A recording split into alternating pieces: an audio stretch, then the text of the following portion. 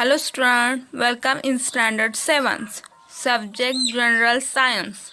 Chapter number 16 natural resources.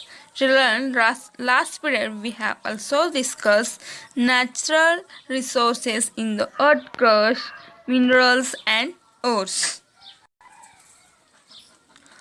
We have also studied non-metal minerals and examples, metal minerals examples, energy minerals examples, gems and gem-like minerals we have also discussed. Today we will discuss some important minerals and ores. Okay, आज आपल्याला काही प्रमुख खनिज आणि धातुके याविषयी माहिती बघायची आहे. First iron ore. आयर्न ओरला लोह खनिज असं म्हणलं जात. Ions occurring in the impure state is called iron ore. जे इम्प्युअर स्टेट म्हणजे अशुद्ध रूपामध्ये सापडणाऱ्या लोखंडाला आयर्न ओर म्हणजेच लोह खनिज म्हणलं जातं. Iron ore is used to make a variety of articles from pin to heavy machineries. मग हे लोखंड कशासाठी वापरलं जातं तर व्हरायटी ऑफ आर्टिकल्स म्हणजे खूप सारे किंवा वेगवेगळ्या साहित्य निर्मितीमध्ये याचा वापर केला जातो. फ्रॉम म्हणजे कशापासून, पिन्स म्हणजे टाचणीपासून, टू हेवी मशिनरीज म्हणजे अवजड उद्योगधंद्यामध्ये किंवा अवजड जे वस्तू आहेत तर त्या मशीन्स ज्या आहेत तर त्याच्यामध्ये सुद्धा यांचा वापर केला जातो. फॉर एक्झाम्पल बघा, फार्मिंग इम्प्लिमेंट्स म्हणजे शेतीचे जे अवजार तयार करण्यासाठी सुद्धा ह्या लोखंडाचा वापर केला जातो. Rails of railway tracks etcetera. रेल्वेचे जे रूळ आहेत तर ते तयार करण्यासाठी सुद्धा लोखंडाचा यूज केला जातो. The 4 main ores of iron. तर बघा, लोह खनिजाचं जे 4 टाईप्स पडलेले आहेत त्यातला फर्स्ट आयर्न ओरचा type magnetite, hematite, limonite, siderite. These are the 4 main ores of iron. Second, manganese. Manganese occurs in the form its carbonate, silicate and oxide. Manganese जे आहे तर ते आपल्याला कार्बोनेट, सिलिकेट आणि ऑक्साईड या रूपामध्ये किंवा या स्वरूपामध्ये आढळून येतं. Compounds of manganese are use in the preparation of medicines and for giving a pink tint to glass. तर हे मॅंगनीज जे आहे तर त्या मॅंगनीजचा वापर जो आहे कंपाऊंड्स फॉर्ममधलं जे मॅंगनीज आहे तर त्याचा वापर प्रिपरेशन ऑफ मेडिसिन्स म्हणजे औषधं तयार करण्यासाठी वापरला जातो. पिंक टेज ऑफ ग्लास म्हणजे गुलाबी रंगाची जी काच आहे किंवा त्याच्या गुलाबी रंगाच्या छटा देण्यासाठी काचेचा मॅंगनीजचा वापर केला जातो. Manganese is also used in electric appliances. त्याचबरोबर विद्युत उपकरणं जे आहेत तर त्या ठिकाणी सुद्धा मॅंगनीजचा यूज केला जातो. Next, bauxite.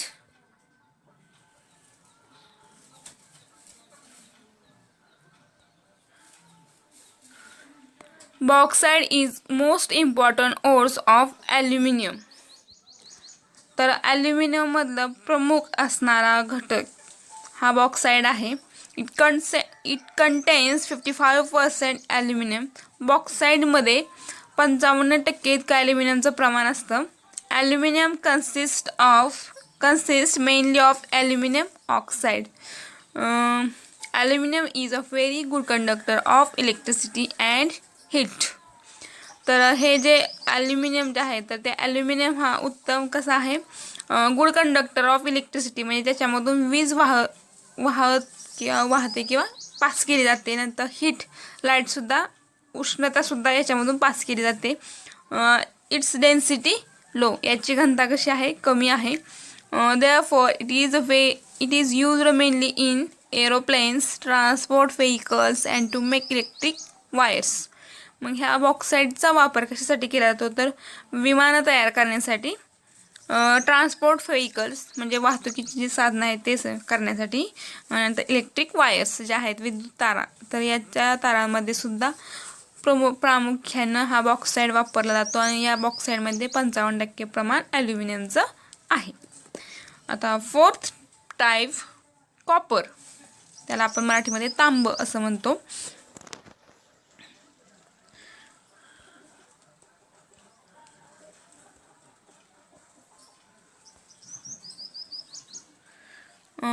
Copper is found in the impure state in the vicinity of iron and other minerals.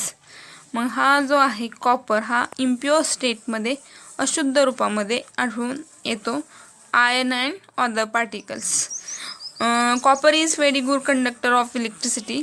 हा गुड कंडक्टर आहे इलेक्ट्रिसिटीचा, म्हणजे याच्यामधून लाईट सहज पास किंवा पटकन पास होते. Therefore it is used to make electric wires as well as the radio, telephone, vehicles and for making kitchen utensils and statues. मग हे कॉपर जे आहे तर त्या कॉपरचा वापर कुठे कुठे केला जातो तर इलेक्ट्रिक वायर तयार करण्यासाठी, विद्युत तारा तयार करण्यासाठी, रेडिओज तयार करण्यासाठी, टेलिफोन तयार करण्यासाठी, वाहने तयार करण्यासाठी आणि काही भांडी तयार करण्यासाठी आणि काही मूर्ती तयार करण्यासाठी सुद्धा या कॉपरचा वापर केला जातो. नेक्स्ट इज मायका. मायकाला मराठीमध्ये अभ्रक असं म्हणलं जातं. Mica is a bad conductor of electricity. याच्यामधून विद्युत वाहत नाही. Its value depends on the thickness of its layer. हे जे मायका आहे तर याचे व्हॅल्यू कशावरती अवलंबून आहे तर याचा जो थर आहे, जाडीचा थर, त्याच्यावरती किंमत त्याची ठरली जाते. Mica has many uses such as ayurvedic medicines, dyes, electric machines, equipment, wireless communication equipment. या मायकाचा वापर कुठे कुठे केला जातो तर बघा, आयुर्वेदिक मेडिसिन्समध्ये, औषधांमध्ये, डायज रंग तयार करण्यासाठी, इलेक्ट्रिक मशीन्स विद्युत यंत्र किंवा उपकरणे करण्यासाठी, equipment of wireless communication equipment म्हणजे बिनतारी जी संदेश यंत्रणा आहे, फॉर एक्झाम्पल आपण मोबाईल जे वापरतोय त्या कम्युनिकेशनसाठी किंवा नेटवर्क जे कोणतंही वापरत आहे तर त्या नेटवर्किंगसाठी सुद्धा यांचा मायकाचा वापर केला जातो. फाइंड आउट हे यावर्षी सिलेबसमध्ये नाही. फ्युअल.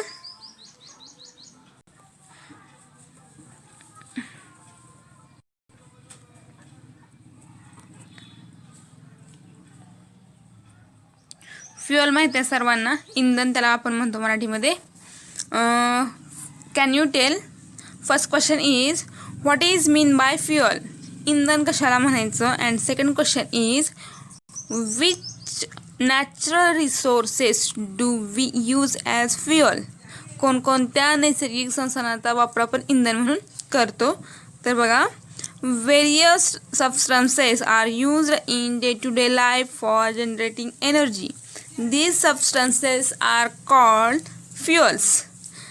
म्हणजे आपल्या दैनंदिन जीवनामध्ये किंवा दैनंदिन वापरामध्ये ऊर्जा निर्मितीसाठी विविध आपण जे पदार्थ वापरतो तर त्या पदार्थांना इंधन असं म्हणलं जातं. Fuels are found in solid, liquid and gaseous state. Okay, म्हणजे हे जे इंधन आहे ते आपल्याला 3 फॉर्ममध्ये आढळून येतं. स्थायू, द्रव, वायू या अवस्थेमध्ये आढळून येतं. त्यातला फर्स्ट कोल हा बघायचा आहे आपल्याला. तर कोल बघा, मिलियन्स ऑफ इयर्स ॲगो, लाखो वर्षापूर्वी forest got Burns underground as a result of certain natural events. लाखो वर्षापूर्वी नैसर्गिक ज्या घडामोडी झाल्या त्या घडामोडी झाल्यामुळे, म्हणजे फॉर एक्झाम्पल भूकंप असेल किंवा लाव्हारस वगैरे जे बाहेर आले असते त्याच्यामुळे काय झालं, ही जंगलं आहे ती जमिनीखाली गाडली गेली आणि जमिनीखाली गाडली गेल्यामुळे layers of soil kept getting disappointed over them. तर जमिनीखाली जंगलं गाडल्या गेल्यामुळे त्याच्यावरती मातीचे थर जमा झाले आणि मातीचे थर जमा झाल्यामुळे the very high pressure from above the heat from the earth interior slowly transformed the burned plants into fuel. मातीचा थर जमा झाल्यामुळे त्याच्यावरती प्रचंड दाब तयार झाला आणि पृथ्वीच्या पोटातील जी उष्णता आहे या दोन्हींचा परिणाम होऊन ज्या गाडलेल्या वनस्पती होत्या त्या वनस्पती हळूहळू त्या वनस्पतींचं रूपांतर हळूहळू इंधनामध्ये झालं. Coal was thus formed from the remains of those plants. That is why coal is said to be a fossil fuel. म्हणजे हे इंधन तयार झालेलं आहे, तर त्या इंधनापासून बघा म्हणजे ज्या वनस्पती होत्या त्या वनस्पतींच्या अवशेषापासून दगडी कोळसा तयार झाला. मग हा दगडी कोळशाला आपण फॉसाईल फ्युअल किंवा जीवाश्म इंधन सुद्धा असं म्हणलं जातं. इन नेक्स्ट पेज इथं फॉर्मेशन ऑफ कोल तुम्हाला दाखवलेलं आहे बघा कसं.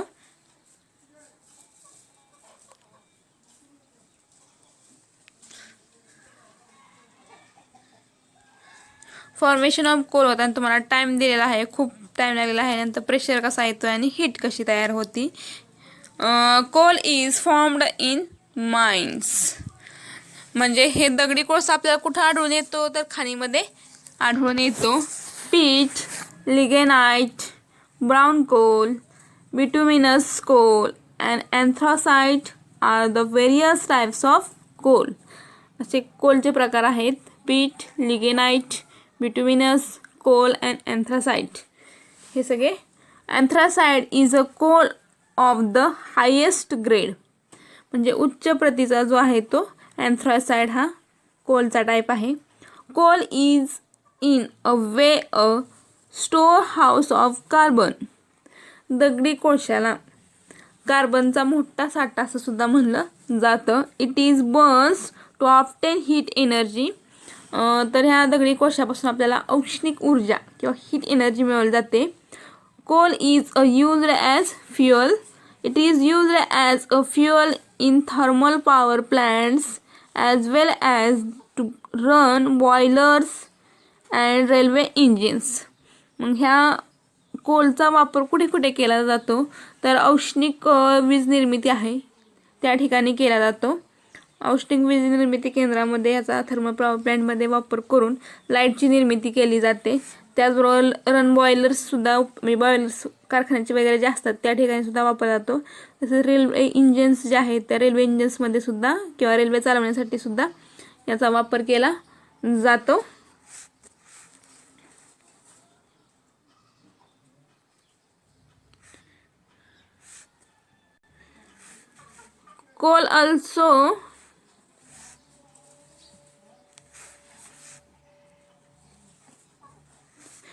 Coal is also used as fuel for cooking and baking bricks in kiln on a large scale. त्याचबरोबर दगडी कोळशाचा वापर जो आहे तो स्वयंपाकासाठी सुद्धा केला जातो. नंतर बेकिंग ब्रिक्स म्हणजे विटा भाजण्यासाठी वीटभट्टीमध्ये सुद्धा ह्याचा मोठ्या प्रमाणावरती वापर केला जातो. The gaseous fuel, producer gas and water gas are obtained from coal. मग ह्या दगडी कोळशापासून तुम्हाला गॅसियस फ्युअल, प्रोड्युसर गॅस आणि वॉटर गॅस असे तीन प्रकारामध्ये तुम्हाला मिळवता येतो. Coal as an energy resources contribute greatly to industrial development. तर ह्या कोळशाचा जास्त दगडी कोळशाचा जो वापर आहे तो औद्योगिक जे आहेत म्हणजे इंडस्ट्री आहेत त्या वेगवेगळ्या कारखाने आपण म्हणूयात तर त्या कारखान्यांमध्ये याचा जास्त प्रमाणावरती वापर केलेला आहे का एक ऊर्जेचा सगळ्यात मोठा स्रोत किंवा साधन असं म्हणलं जातं. Observe and discuss. निरीक्षण आणि चर्चा करा. त्यातला काही प्रश्न काय विचारलाय बघा. How were minerals, oil and natural gas form. तर तुम्हाला इथं खनिज तेल आणि नैसर्गिक वायूंची निर्मिती कशी झाली असेल बरं इथं सांगितलेलं आहे. त्यात इथं पहिलं आकृतीमध्ये मिलियन्स ऑफ इयर्स ॲगो दिले. नंतर thousands of years ago and at present. चालू वर्षामध्ये तुम्हाला काय आता घडत आहे दाखवलेलं आहे. मिलियन्स ऑफ इयर्स ॲगो लाखो वर्षापूर्वी तुम्हाला जमिनीच्या खाली हे सगळं दाखवलेलं आहे. जमिनीचे लेयर्स आहेत तुम्हाला वेगवेगळे ॲनिमल्स जे आहेत समुद्रामध्ये आढळणारे किंवा पाण्यामध्ये आढळणारे काही ॲनिमल्स प्लांट्स तुम्हाला दिसत आहेत. हे वेगवेगळे लेयर्स जे आहेत हे तुम्हाला दिसत आहेत हे दाखवलेलं आहेत. मग हे जे ॲनिमल्स वगैरे जे आहेत ते व्यवस्थित दिसतात.